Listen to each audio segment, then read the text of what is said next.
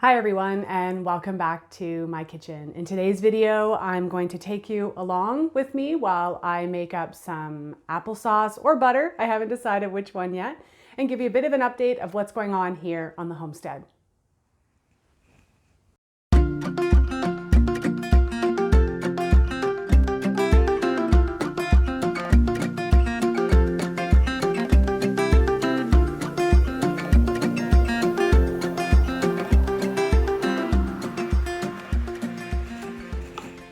So welcome back. Thanks everyone for continuing to support me on this YouTube channel, on this journey. I know I haven't been as consistent with my video content lately, and that's just because I'm honoring what's going on our homestead, in our life, and what I'm feeling. And it's that I'm tired.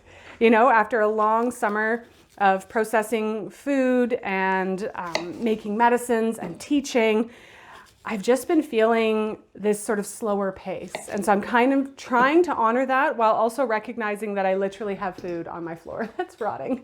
So what I'm working on today is some of the roadside apples. We were lucky enough to find a really good, clean location for roadside apples.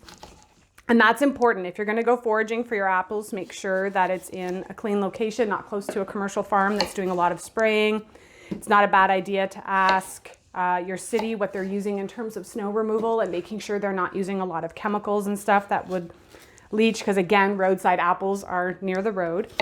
I always try to find sources that are not well traversed in terms of vehicle traffic, and also ensuring that when you're getting your roadside apples, that you're actually getting roadside apples and you're not sneaking onto someone's farm or property and stealing their apples without their permission.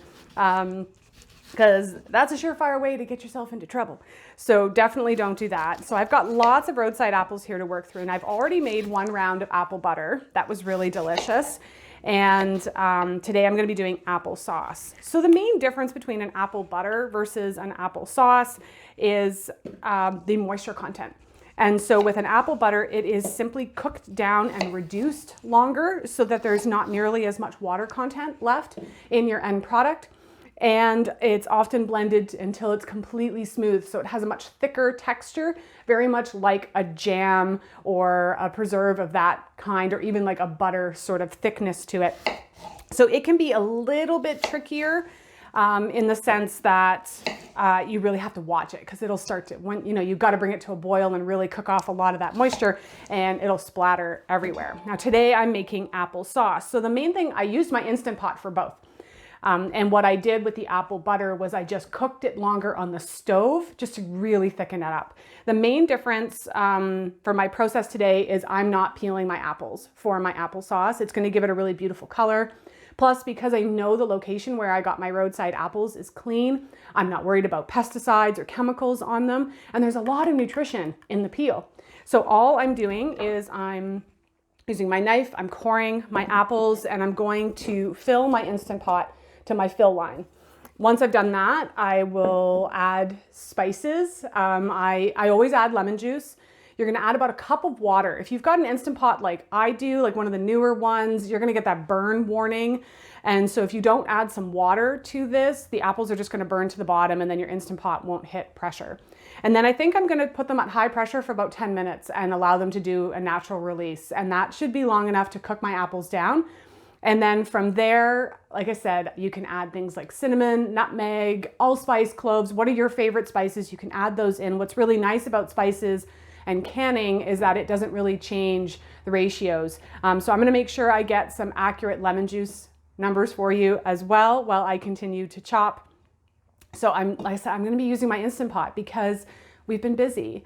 October is a very, very busy month for us. I just celebrated my 43rd birthday, and we had Canadian Thanksgiving, so we were together with family. My son's birthday is coming up. Plus, I'm still doing all that last minute preserving. I've got a whole box of tomatoes I'm ripening on the floor so I can pressure can up some chili. And so there's a lot going on. And sometimes using these handy, kitchen gadgets, our Instant Pot, can really make our lives a lot easier. All right, so I have my apples chopped. As you can see, I didn't fill the Instant Pot all the way. You want to go to about the fill line. From here, I'm gonna add 1 cup of water. This is to prevent that burn warning I was telling you about and the apples from scorching on the bottom. I'm gonna add about a tablespoon of bottled lemon juice. For canning, you really do wanna use bottled lemon juice.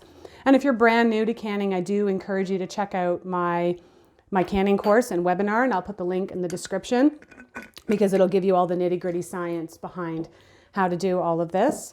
I'm gonna add about 1.5 teaspoons of cinnamon, and this is very much to taste. Now I'm just gonna sprinkle it because I know I'm gonna go in here with my immersion blender afterwards and blend it all up. So about 1.5, and I use the good quality Ceylon cinnamon, true cinnamon. And then I'm gonna add just a little bit of nutmeg. And what's nice is you can kind of customize your spices after the cooking process is done and really taste your apple butter or applesauce to see if you like it. Now, because these are roadside apples, they're a bit sour, I may have to add some sweetener. So that's very much to your preferences and to taste. In order for it to be canning safe, there is no need to add sugar to your applesauce or your apple butter, but that's based on the apples that you have and the variety that you're using. Some apples are sweeter than others. So from here, I have just put my apples into my Instant Pot. I decided to cook them on low pressure because even with that water added, I still get that burn warning sometimes. So instead of doing high, I've done low pressure for 15 minutes, and I'm gonna let it naturally release the pressure and vent on its own. Now I'm gonna encourage you not to throw away your apple cores and peels because you can do what I'm doing over here. Kind of looks like a bit of a mad science experiment, doesn't it? But I am making apple scrap vinegar.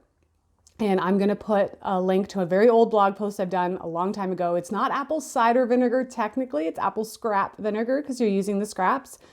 But it's a really great way to use those up and have like a great product as like a byproduct from making your apples. And as you can see, I still have quite a few to work through.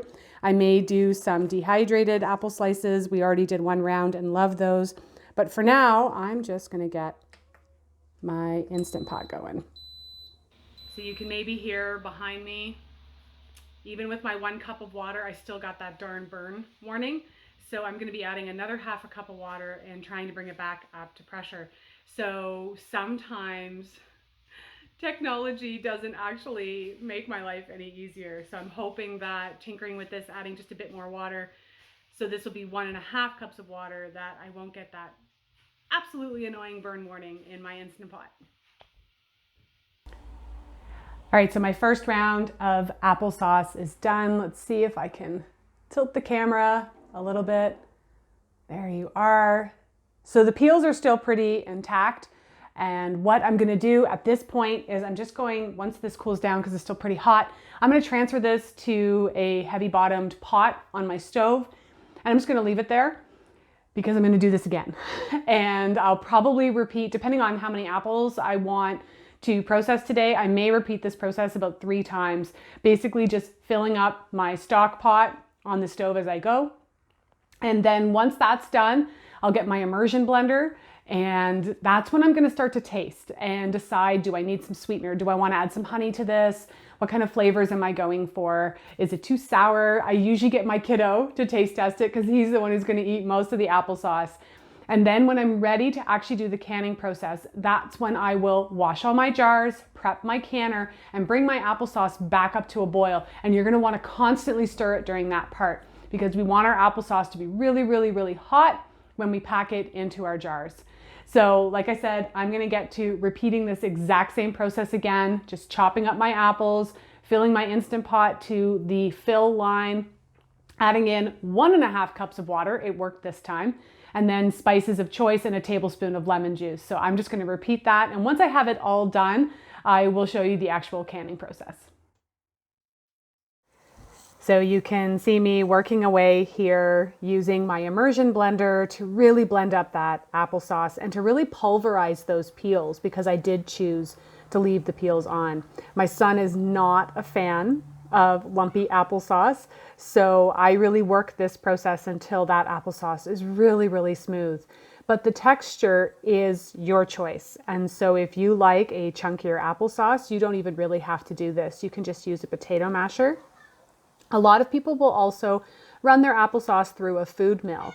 And if you do that, it would take out all of the peels as well. At this point, I did choose to add some sweetener because the applesauce was quite sour. And I added a mixture of a bit of honey and some coconut sugar, just to bring that sweetness level to a point where I know my son will actually eat it.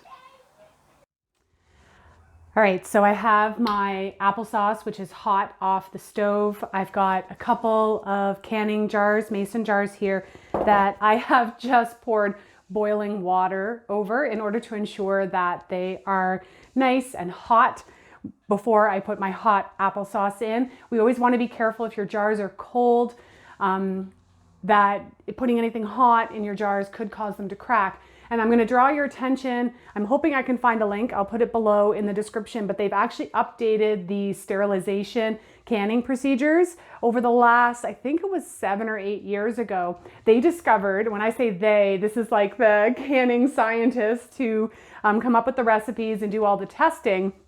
They discovered that the jars self-sterilized during the canning process. So the act of boiling the jars to sterilize them beforehand was actually redundant. So I do make sure that they're nice and hot. I know I can't get a close enough camera angle today. It's just me, so hopefully this will be good enough. If you're brand new to canning, I do encourage you to check out my online canning webinar.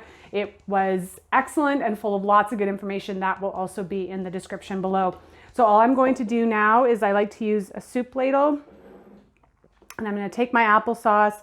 And as I mentioned, I did have to add some sweetener. Our roadside apples were very, very tart. And since it's my son who mostly eats the applesauce, I had him taste it. And so we added some coconut sugar, and we added a little bit of vanilla extract and some extra cinnamon to it. So I like to leave about 1-inch headspace with my jars. And what I'm going to do now, probably add a tiny, well, that's good enough. I'm going to use my chopstick just to stir around and ensure that there aren't any air bubbles in my jar. So that's what I'm doing now, and I can actually add a tiny bit more because of that. So when you're canning, you can reuse your jars and you can reuse your rings over and over again, as long as the jars are in good shape. I always make sure when I'm washing my jars that I'm checking the rims of them for no little cracks or breaks in the glass, because that can cause seal failure. So now I'm going to take my clean cloth. I'm going to wipe the top of my jar, because this is one of the #1 reasons for your jars not to seal, is that something came between the lid and the rim of the jar, causing a seal failure. I'm going to put my brand new canning lid on, and I'm going to screw that on fingertip tight. And I'm just going to repeat this process until all of my jars are filled and ready to go into the canner. So just over my shoulder there, my applesauce is in the canner. I still have to put the lid on, so I should do that. My glass lid broke. I dropped it on the floor and it shattered everywhere. And thankfully, one of my old enamel lids actually fits on my canner perfectly. So once that comes to a full rolling boil, you're going to set your timer for 20 minutes. If you did 500 milliliter jars or 1 liter jars, the processing time is the same for both. I don't usually do 1 liter of applesauce or a quart size jar, because we can't go through it fast enough before it goes moldy.